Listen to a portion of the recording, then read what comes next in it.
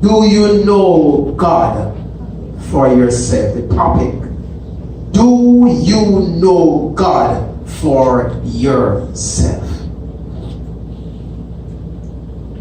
It's important that we know who God is individually. We have to experience God on an individual basis. And so the scripture this morning in Acts 9, 1 to 6 and verse 5 is what stood out to me. Verse 5 caused me to pause and to reflect. And the reason why it drew my attention is the fact that Saul, he was not yet Paul. Saul was on a mission to continue prosecuting Christians. He was on his way to Damascus to wreak havoc on God's people. He had one thing in mind, and that was to kill a few more Christians, to destroy a few more who were proclaiming Jesus. But God had a different plan. And so as he journeyed to Damascus, there was an supernatural interruption. Supernatural interruption. And so, verse 4, and he fell to the earth, and he heard a voice saying unto him, Saul, Saul, why persecutest thou me? Saul, Saul, why persecutest thou me?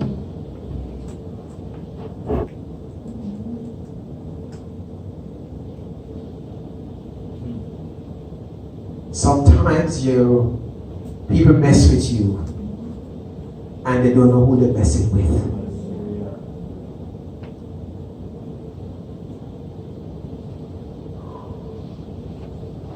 But listen, what happened?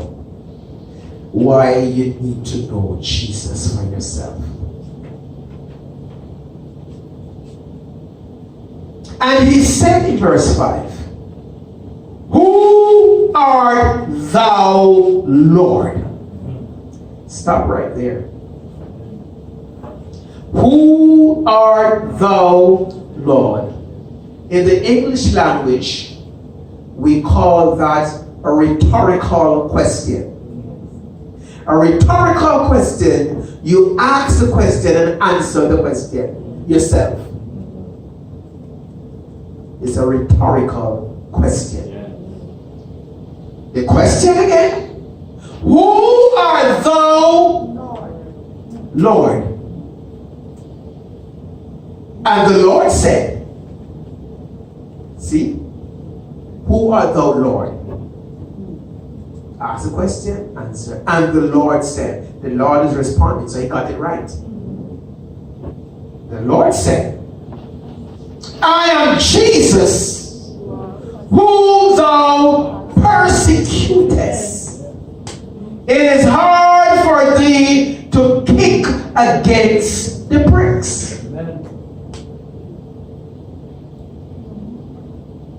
I am Jesus, who thou persecutest.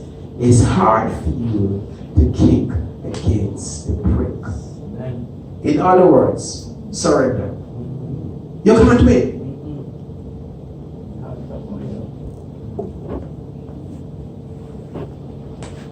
Saul had an encounter with God. And so if he did not know before who God was, he knew then because he said, "Who art thou, Lord?" Yes. Yes. Nobody can tell him. He answered the question. Yes. Many of us need a Damascus Road experience. We need to get knocked down. So when we go down on our knee, we remember who God is. Are you preaching me this morning? We need to be brought down to a place that we realize the power of God is not to be questioned. Somebody talk to me. We need to get to the place where we don't have to question who God is. Somebody talk to me. We need to get to the point where we know Jesus is the Lord and Savior of our life. Can somebody talk to me this morning? When you are at the place where you're brought down and the only thing you can do is cry out unto God, it means you must surrender. Hey, and when you surrender, it means God can use you. Hallelujah. Because you're no more in the flesh. Hallelujah. Now you are ready to be broken and melted and molded. You have to surrender to God. I don't care who you are and how powerful you are. No man encounter God and come out the same. Ain't nobody have encountered God and remain the same. No way. Paul was imprisoned. But when the saints prayed, the chains fell off and the prison doors swung wide open. I wonder who's in prison this morning. Hey! I wonder who's locked up this morning. I wonder who's been persecuted this morning. I wonder who's been killed daily for the sake of salvation. I wonder. I just wonder. You have to experience God for yourself. I can tell you all I want about Jesus. I can preach to you from now until the end of time as to who God is. But if you have not established a relationship with someone, you don't know the person. You have to know God for yourself. It can't be based on what Rev told me.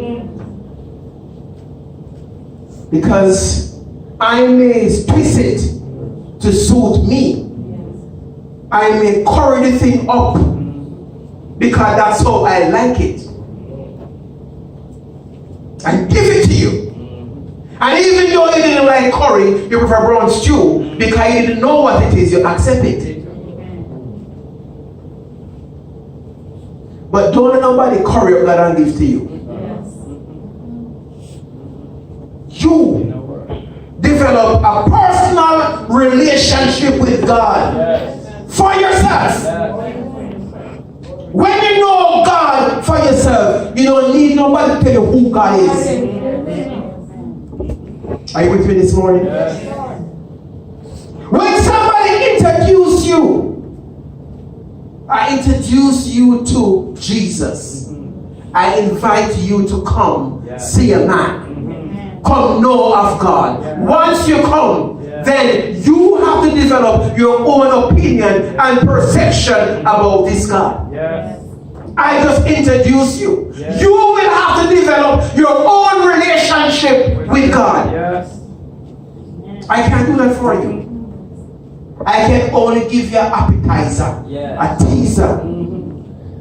The main course is up to you.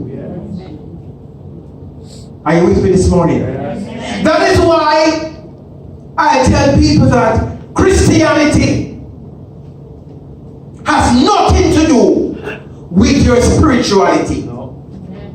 Write it down. Christianity has nothing to do with your spirituality. Because not all of us are Christian. That's a religion. That's what's messing up the world right now. Religions upon religions. But there are some people who are not Christian, but they're very spiritual. Amen. So Christianity have nothing to do with your spirituality. Your spirituality is a relationship with God. Yes. Let nobody confuse you to make you believe that you have to be a Christian to enjoy a relationship with God. If you desire to serve the Lord, doesn't matter what religion, it's a desire. Your heart yearns for the Master. Yes. Yes. And if you cry unto God, He will answer you. Don't care what religion you belong to. If the true and living God is your Father, Jehovah. If He's Jehovah Jireh, your provider. If He's Jehovah Nissi, Yes. still your God. Elohim, still your God. Tiskinu, still your God. Yes. Whichever name you want to call, still God. Yes. So I don't debate with people what is the name. It's not important. As long as you have developed a personal relationship with God, that's what's important. Yes. I don't pass judgment on anyone based on their religion. That's ignorance.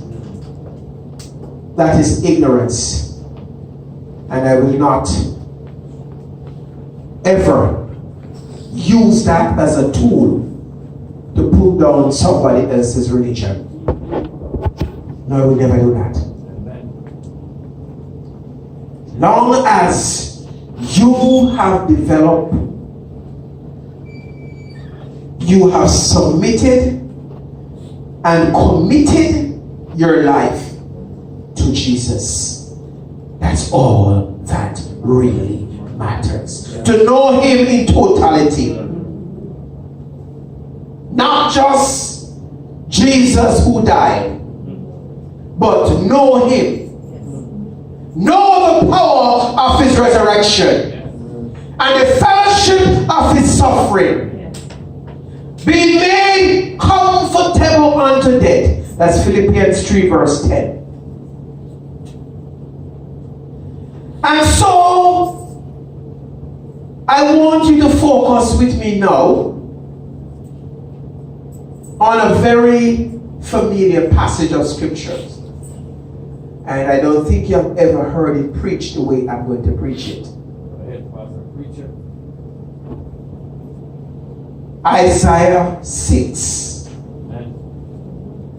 The book of Isaiah 6 and verse 1. It reads thus. In the year that King Uzziah died, I saw also the Lord sitting upon a throne, high and lifted, Up. and his train filled the temple. Above it stood seraphim. Each had 6 wings. With twain he covered his face. With twain he covered his feet. And with twain he did fly.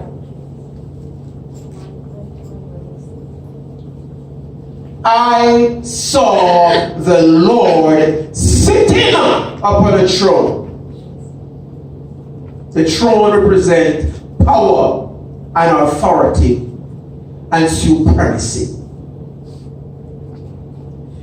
And above it stood seraphim. Those are angelic beings. In Christian theology, it might be belonging to the highest order of the celestial hierarchy. That's what the angelic beings are. But he said, in the year that King Uzziah died, I saw the Lord. I wonder if you get it yet. Let me go back there because I want to get it. In the year that King Uzziah died, I saw the Lord. Why did Isaiah saw God before Uzziah died? That is a question that I would want you to answer. Knowing God for yourself.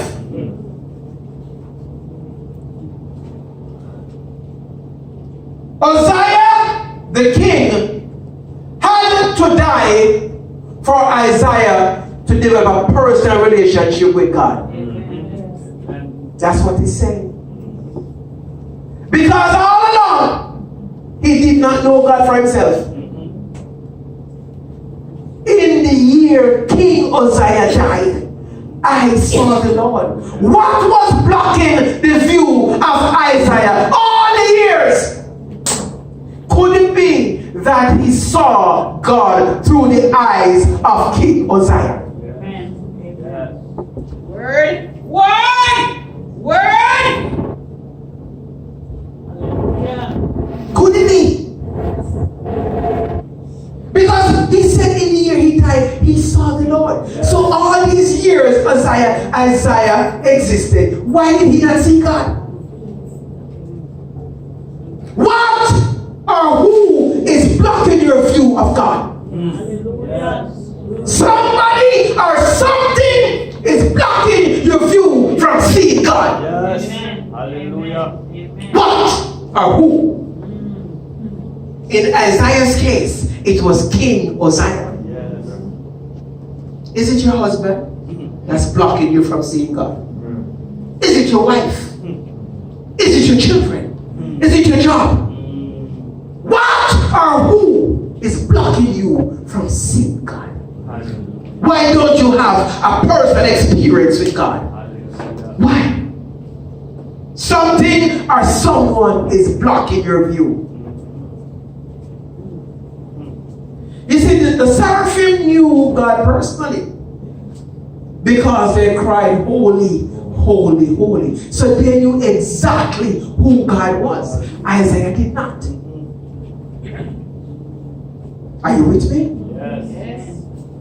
When they said holy, holy, holy, it simply means reverence and respect Yes. for God. Amen. For someone to be holy, you're set apart above others without blemish and without fault. Simply means the seraphims knew because they had a personal relationship with God. Isaiah did not. All Isaiah knows is what King Uzziah told him. All his experiences was not based on a relationship with God. It was through the king. Who or what is blocking you? You tell me. Why was it he was seeing God for the first time himself? The answer is in verse 1. King Uzziah was blocking him.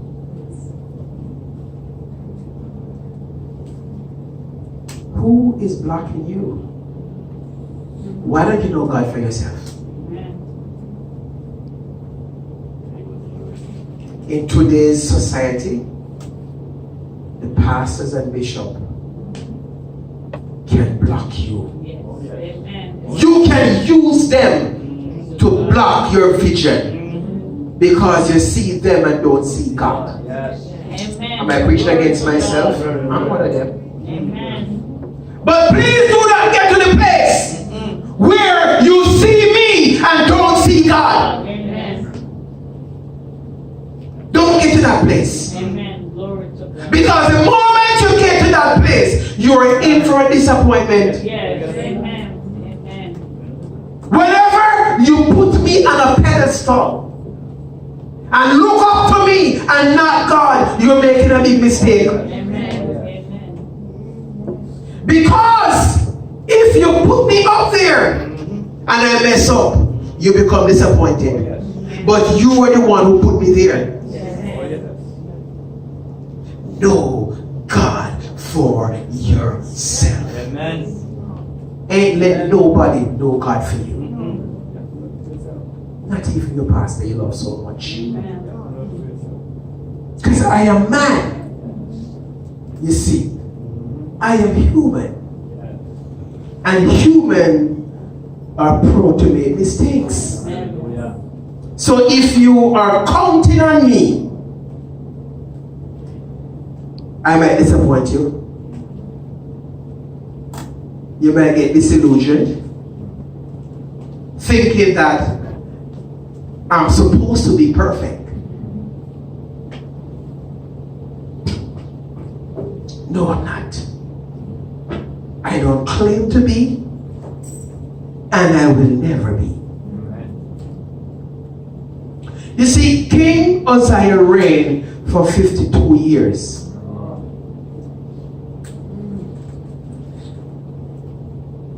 52 years. I don't know how old Uzziah is. I didn't check it out. But it seemed to me that as long as he was on the throne, Isaiah did not know God for himself. And even though the Lord inflicted King Uzziah with leprosy, he was inflicted with leprosy. He was no longer, his son was reigning, but he was still blocking Isaiah's view. Why? Isaiah saw God through the king, not for himself. Careful when you put your trust in man. Careful. As powerful and victorious a king was, he messed up and God punished him. Inflicted him with leprosy. And he was in isolation. He disobeyed God and God punished him.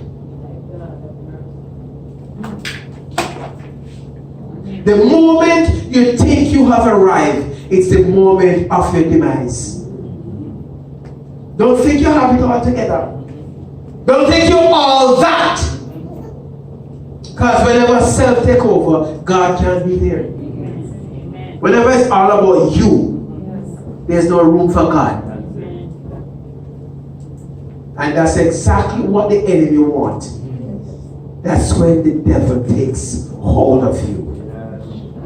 Because you've given him permission. You have put God out of your life and created a space for the devil to come in.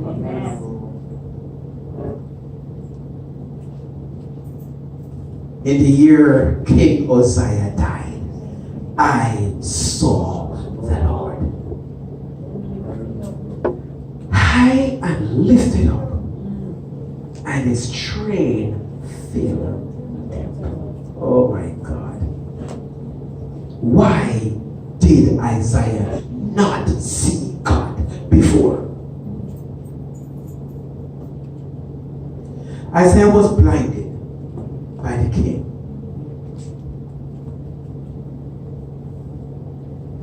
His focus was not God, the king. And so everything the king did, Isaiah thought it was so, to be so.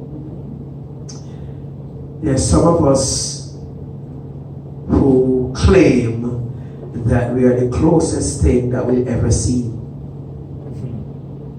of God. Among us pastors. Yes. We need to repent. Amen. We need to be repentant. God, that's false doctrine.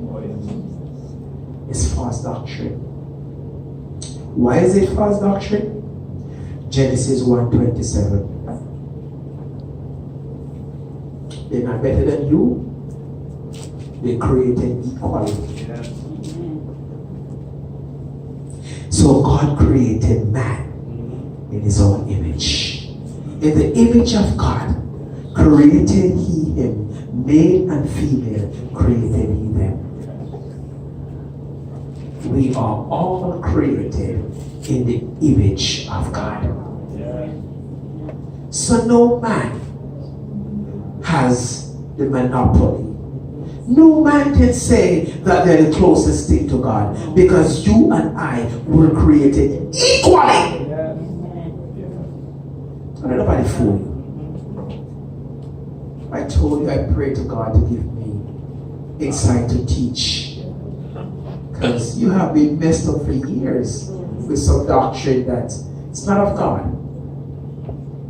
And I'm hoping and praying God will help me to sort of reprogram your minds to see God for yourself and not be fooled by doctrines.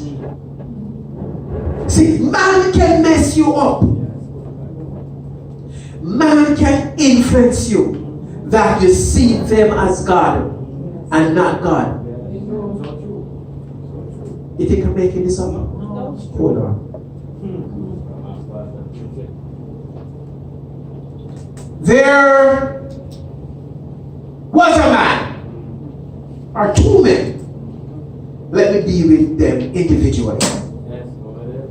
In modern times, that people saw as God, and they got messed up. Jim Jones and David Koresh. Let me teach you. James Warren Jones, an American religious cult leader who initiated and was responsible for mass suicide, mass murder in Jonestown, Guyana.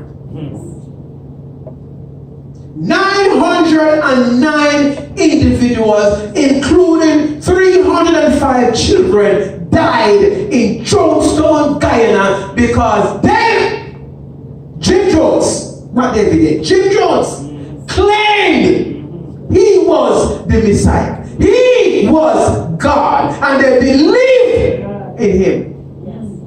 And they all journeyed with him to a place in Guyana called Jonestown, and they all died. They were blinded by his stature and power and ideologies and teaching. They did not know God for themselves. They were not permitted to know God for themselves. They could not read about God for themselves. They could not approach God for themselves. He became their God. Jim Jones. And he led 909 people to their death. They sold everything that they had and gave him the money. That's why I say I'm messing with your money. Because this money business is not pretty. And when they get too greedy, you don't know when to stop. And when they keep telling people, bring the money, come. At any cost. And people are scared to go to church because they don't have the money. You're going to call the name out, not here. Amen. that in this house. So he took everything and he took them to Guyana and bought an estate, secluded estate, and put them there. And all they knew was him as God. Nobody dare violated one rule. And many lost their lives because they did not know God for themselves. Those who escaped found God for themselves. And so they ran for their life. And many innocent lives were lost in Guyana. And David Koresh, American cult leader again, branch of the Davidian sect, believed in himself to be the Messiah. And in 1993, we know what happened. And it happened in Waco, Texas. He had 12 wives, all young girls. He fathered many children. He told the men to remain celibate. No man can have sex. Only him alone should have sex. And the people believed in him. And they gave up their young daughters to be his wife. And he took advantage of them because they did not know God for themselves. They saw him as the Messiah. And so in February 1993, it resulted in a mass suicide. And the authorities went in and the place was set on fire. And that day, 51 died. That was men. In total, 70 women, men, and children died in Waco, Texas because of a man who think he was the Messiah. So I ask the question, do you know who God is? Yes. Do you have a personal relationship with God? Glory to God. Hallelujah. Isaiah did not know who God was because of King Uzziah. Who is blocking your view? Who has become your God in the earth? I wonder who. You see, when Jesus came, the role of the priest was diminished. Because when Jesus said it's finished on the cross, the veil of the temple was rented. That means everybody have access to go in. No more shedding of blood of animals and birds to make sacrifice for your sin. When Jesus came, we all have access. So the role of the priest